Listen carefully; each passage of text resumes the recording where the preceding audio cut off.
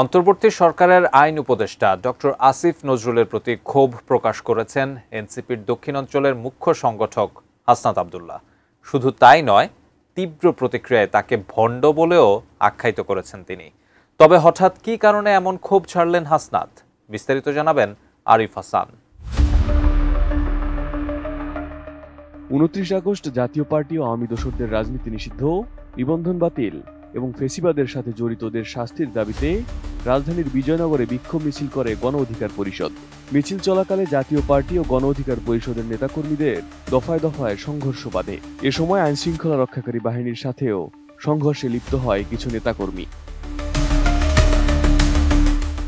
ঠিক এই মুহূর্তে অন্যান্য নেতাকর্মীদের নিয়ে সংবাদ সম্মেলনের প্রস্তুতি নিচ্ছিলেন গণ অধিকার পরিষদের সভাপতি নুরুল হক নূর।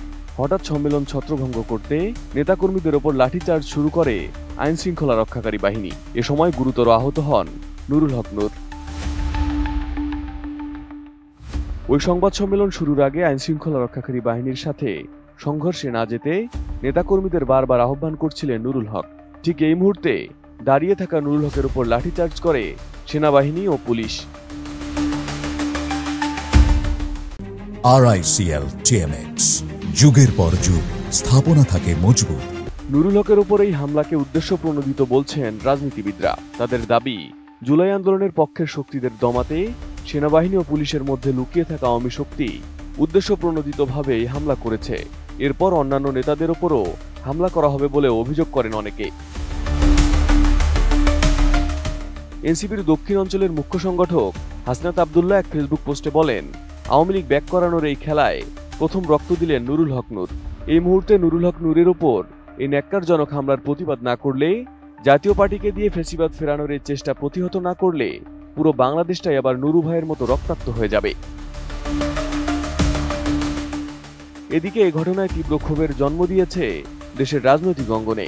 রাজনীতিবিদরা যে যার জায়গা থেকে এর প্রতিক্রিয়া জানাচ্ছেন, কিন্তু বিপত্তি ঘটে অন্তর্বর্তী সরকারের আইন উপদেষ্টা ডক্টর আসিফ নজরুলের এক ফেসবুক পোস্টে।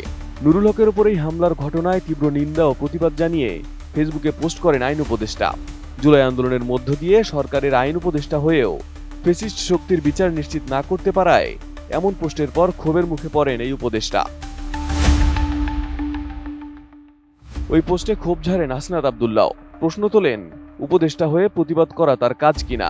বলেন, ভণ্ডামি বাদ দেন স্যার, যেই জন্য বসানো হয়েছে সেটা না করে কি কি করছেন এসবের হিসাব দিতে হবে। কে কোথায় কিভাবে কোন কাজে বাধা দিয়েছে এসবের খবর আমাদের কাছে আছে।